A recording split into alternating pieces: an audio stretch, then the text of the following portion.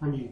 तो चलो इस वीडियो में लोग क्या शुरू करने जा रहे हैं, क्राउन रूल शुरू करने जा रहे हैं। क्राउन रूल इंडिया में कब शुरू हुआ था, कब खत्म हुआ था? तो शुरू हुआ था 1858 में और खत्म 1947 में हो गया। क्राउन रूल की पहली एक्ट कौन थी? तो वो थी गवर्नमेंट ऑफ इंडिया एक्ट 1858। देखो, क्राउन रूल और कंपनी रूल में अंतर क्या है? क्राउन रूल और कंपनी रूल में अंतर है क्या, ये है कि कंपनी रूल में कंपनी जो थी ईस्ट इंडिया कंपनी बहुत ताकतवर चीज थी, और क्राउन रूल आते ही सारे पावर्स सीधे के सीधे ब्रिटेन की जो महारानी थी क्वीन एलिजाबेथ वन, या उस समय जो क्वीन रही होंगी, उनके हाथ में चला गया। दैट्स वाई पूरे पावर क्राउन के हाथ में चला गया। दैट्स वाई क्राउन रूल कहते हैं इसको, ठीक। अब इट्स क्या नाम है, गवर्नमेंट ऑफ इंडिया एक्ट 1858 को act for good government in India भी कहा जाता है, ठीक। इस एक्ट की पहली खासियत है कि ईस्ट इंडिया कंपनी को टोटली एबोलाइज कर दिया गया, बंद कर दिया गया। अब जब पूरे पावर क्राउन के हाथ में चल गया तो किसी कंपनी की जरूरत ही क्या है, तो कंपनी को बंद कर दिया गया। जो गवर्नर जनरल थे इंडिया के, उनको अब बना दिया गया viceroy. Viceroy direct representative होते थे क्राउन के, और लॉर्ड कैनिंग पहले वॉइस रॉय थे। End of double government. Double government मतलब पिट्स इंडिया एक्ट में तुम लोगों ने पढ़ा होगा कि कोर्ट ऑफ डायरेक्टर और बोर्ड ऑफ कंट्रोल का गठन किया गया था। तो कोर्ट ऑफ डायरेक्टर जो था और बोर्ड ऑफ कंट्रोल, ये दोनों डबल गवर्नमेंट थे, इन दोनों को बंद कर दिया गया एक्ट ऑफ 1858 में।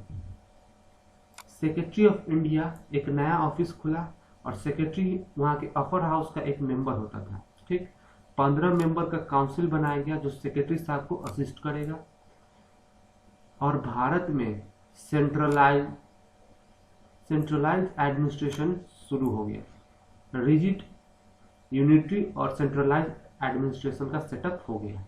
इसके बाद आता है एक्ट इंडिया काउंसिल एक्ट 1861।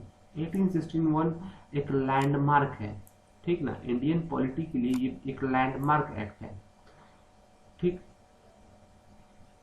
इस एक्ट के जरिए इंडियंस को पहली बार लॉ मेकिंग प्रोसेस से जोड़ा जाने लगा। पर ये नॉन ऑफिशियल मेंबर थे, ये ऑफिशियल मेंबर नहीं थे। नॉन ऑफिशियल मेंबर वोट नहीं कर सकते थे, ठीक ना। तो कौन कौन से मेंबर थे?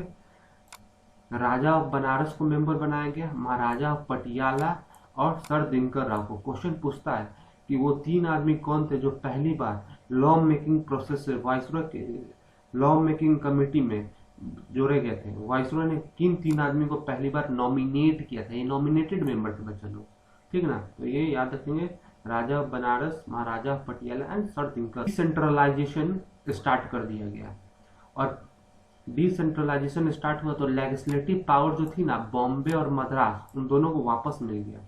चार्टर्ड एक्ट के जरिए इन दोनों के, बॉम्बे और मद्रास के लेजिस्लेटिव पावर को डिप्राइव कर लिया गया था, छीन लिया गया था। और नया लेजिस्लेटिव काउंसिल बना। कहाँ का बना? बंगाल, पंजाब और नॉर्थ वेस्ट प्रोविजन में, ठीक। वाइसरॉय को बहुत पावर दे दी गई। पावर ये बात की दे दी गई कि वो कोई भी ऑर्डिनेंस अपने कमिटी के, ठीक ना, अपने लेजिस्लेटिव काउंसिल के बिना असिस्ट के निकाल सकता है, और उस ऑर्डिनेंस का लाइफ 6 मंथ होगा, ठीक ना, 6 मंथ का लाइफ होता था। एग्जीक्यूटिव काउंसिल जो था वो, उसको 6 मेंबर से बढ़ा के 12 मेंबर कर दिया गया, ठीक। जो एग्जीक्यूटिव काउंसिल थी उसको एक्सपेंड किया गया और उसके मेंबर को 6 से बढ़ा के 12 किया गया। पोर्टफोलियो सिस्टम इंट्रोड्यूस किया गया केनिन के द्वारा। ये पूछा जाता है क्वेश्चन कि पोर्टफोलियो सिस्टम है क्या और इसको इंट्रोड्यूस कौन किया? तो पोर्टफोलियो की सिस्टम यही कि वाइसरॉय को ऑर्डिनेंस इशू करने का पावर मिल गया, और इसको इंट्रोड्यूस किया था लॉर्ड केनिन ने। पहली बार पूरे भारत के इतिहास में पहली बार बजट पे डिस्कशन करने का अधिकार एक्ट ऑफ 1861 के जरिए मिला था। फिर आता है इंडिया काउंसिल एक्ट 1909। इसको मॉर्ले मिंटो रिफॉर्म कहते हैं। मॉर्ले मिंटो रिफॉर्म क्यों? मॉर्ले उस समय सेक्रेटरी ऑफ स्टेट थे, वहीं सेक्रेटरी ऑफ इंडिया, और मिंटो वाइसरॉय थे। Morley secretary of state while Minto viceroy, यहाँ लिखा हुआ है। लेजिस्लेटिव काउंसिल को एक्सपेंड कर दिया गया, सेंटर में और प्रोविजन दोनों में। जो लेजिस्लेटिव काउंसिल के मेंबर थे उनको बढ़ा दिया गया। तो सेंटर में फिक्स कर दिया गया कि सेंटर में जो लेजिस्लेटिव काउंसिल के मेंबर होंगे वो 16 से लेकर 60 के बीच में होंगे, और प्रोविजन में ये अनयूनिफॉर्म रहा, क्योंकि प्रोविजन, हर प्रोविजन की अपनी एक अलग डिमांड थी, हर प्रोविजन अलग, उसके पास अलग एरिया, अलग कास्ट, अलग रिलीजन, इसलिए उसको अनयूनिफॉर्म रखा गया। बट प्रोविजन में भी ये भी कह दिया गया जो ऑफिशियल मेजोरिटी रहेगी, ऑफिशियल मेजोरिटी काउंसिल की, वो रिटेन रहेगा ब्रिटिश के पास।